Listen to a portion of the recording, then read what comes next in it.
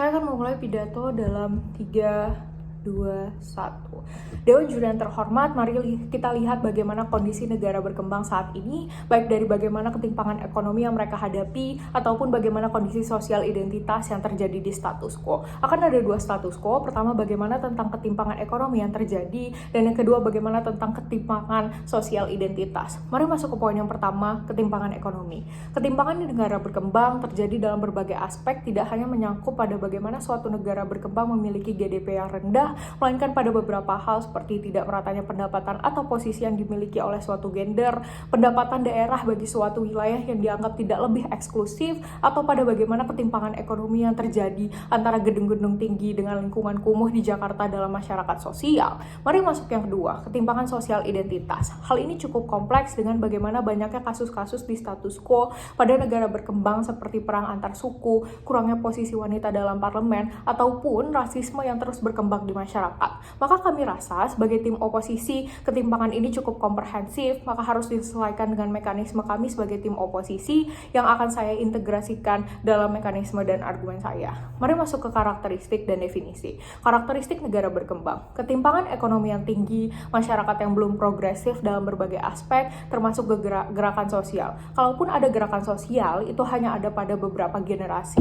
Kemudian bagaimana pemerintahan yang berfokus hanya pada orientasi ekonomi di atas kepentingan yang lainnya. Sehingga kami rasa interest negara berkembang adalah bagaimana mereka dapat mendapat kesetaraan dari berbagai hal, bukan? Mari masuk ke karakteristik gerakan sosial. Gerakan sosial memiliki goals atau tujuan bersama sesuai dengan bagaimana kepentingan yang dimiliki suatu masyarakat yang krusial. Selain itu, mereka adalah aktor non-pragmatis, yang artinya perjuangan yang mereka lakukan bersifat seumur hidup, namun tidak berorientasi pada profit sama sekali. Seperti mereka misalnya tidak akan melakukan gerakan sosial hanya karena mereka ingin terpilih di suatu eleksi, bukan?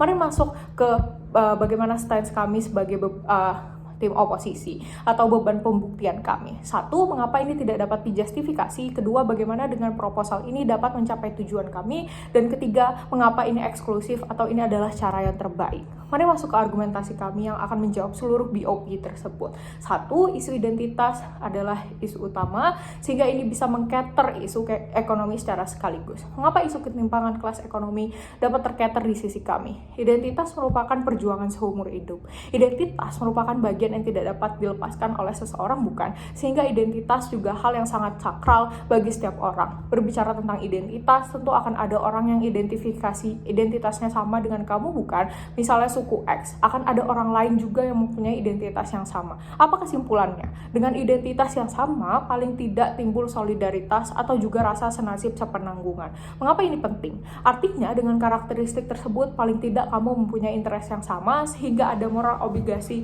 untuk melindungi sebuah identitas. Misalnya dalam gerakan feminis, ada perempuan yang mendapatkan double diskriminasi karena satu, dia perempuan, dua, dia miskin. Kamu mendapatkan double diskriminasi, kamu sebagai gerakan feminis akan melindungi dia, bukan? Sehingga most likely kamu akan melakukan pemberdayaan ke perempuan tersebut, di mana at least dia tidak mendapatkan double diskriminasi. Komparatif di pemerintah, gerakan sosial yang berbasis identitas most likely dilakukan oleh identitas yang sama, bukan? Misal gerakan dari suku X, ya most likely dilakukan oleh orang-orang dari suku X. Ini beda dengan gerakan sosial yang berfokus pada ketimpangan kelas ekonomi. Artinya mereka belum tentu mempunyai identitas yang sama. Lalu apa yang menjadi masalah? Di dunia pemerintah, gerakan sosial ini belum tentu dapat mengcater isu identitas yang juga menjadi permasalahan fundamental di negara berkembang. Di dunia kami, lihat di dalam status quo bagaimana isu ketimpangan kelas ekonomi saat ini dapat di-solve oleh gerakan feminis, misalnya ketimpangan gaji antara perempuan dan laki-laki. Saya akan memvisualisasikan hal tersebut di dalam base case pemerintah. Di base case mereka akan ada gedung-gedung tinggi. Misalnya bagaimana negara berkembang akan menjadi negara yang ekonominya tinggi, GDP-nya tinggi, dan lain sebagainya. Maka artinya itu misalnya akan ada gedung-gedung tinggi dan lain sebagainya.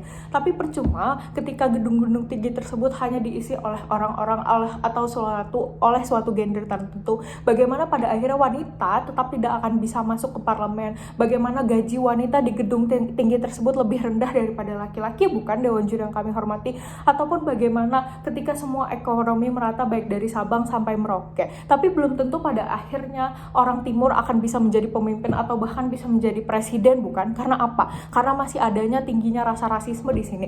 Oleh karena itu mari masuk ke argumen yang kedua. Bagaimana karakteristik masyarakat di negara berkembang yang belum progresif akan gerakan sosial? Dewan Juri sadari bahwa bagaimana masyarakat di negara berkembang adalah masyarakat yang memiliki latar belakang pendidikan yang tidak memadai. Mari kita lihat perbandingannya dengan masyarakat di negara maju yang mana mereka sudah lebih progresif. Di Amerika, orang-orang telah dengan baik dapat memahami bahwa saat ini sudah terjadi transisi sosial di mana orang kulit hitam bukan lagi orang yang dikenal sebagai budak ataupun kaum yang lebih rendah seperti bourgeois dan proletar. Inilah mengapa di sana orang-orang kulit putih misalnya sudah berani untuk speak up, turun ke jalan, menyuarakan Black Lives Matter dan lain sebagainya. Tidak hanya di jalan, lihat bagaimana progresivitas ini dilakukan oleh selebgram yang berpengaruh terhadap masyarakat seperti Selena Gomez, Charli D'Amelio dan lain sebagainya, bukan? Sehingga apa yang bisa kita ambil di sini?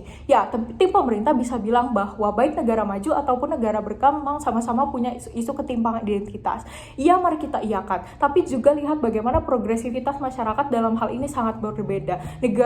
Di negara berkembang seperti Indonesia, justru lihat saja bagaimana ketimpangan identitas ini justru disebabkan oleh kaumnya sendiri. Bagaimana kasus beberapa tahun silam di mana mahasiswa masyarakat Papua atau suku pedalaman lainnya disebut sebagai maaf monyet, ataupun pada bagaimana adanya suatu stereotip yang berkembang di masyarakat bahwa cantik itu harus putih, atau misalnya bagaimana masyarakat di negara berkembang masih menjustifikasi suatu tindakan berdasarkan penampilan atau ras tertentu. Misalnya bagaimana saat artis Indah Permatasari menikah dengan Ari Kribo yang mana dia merupakan orang timur lalu Indah dihujat, bukan? Itu artinya apa? Masyarakat di sini sangat tidak progresif, dan inilah mengapa kami rasa pentingnya gerakan sosial untuk mengarah pada isu identitas, karena paling penting bagi sebuah gerakan sosial untuk dapat meraih hal ini di negara berkembang. Mari masuk ke argumen ketiga. Karakteristik gerakan sosial yang non-profit bisa bergeser menjadi profit oriented. Kami rasa gerakan sosial membahas seperti isu lingkungan dan sebagainya, atau mungkin kasus seksualitas, ini tidak akan berorientasi pada keuntungan. Karena apa yang diinginkan adalah bagaimana suatu kesetaraan bisa tercapai. Tapi ketika gerakan sosial mengarah pada suatu isu ekonomi, maka bukan tidak mungkin dia akan menjadi profit oriented. Karena apa? Karena dia menyuarakan kepentingan ekonomi. Misalnya dia akan meminta suatu kompensasi, misalnya di negara berkembang menjadi banyak uang, ya saya sebagai orang gerakan sosial meminta kompensasi uang karena saya yang menyuarakan hal tersebut. Maka itulah 3 argumen kami sebagai tim oposisi harus menang.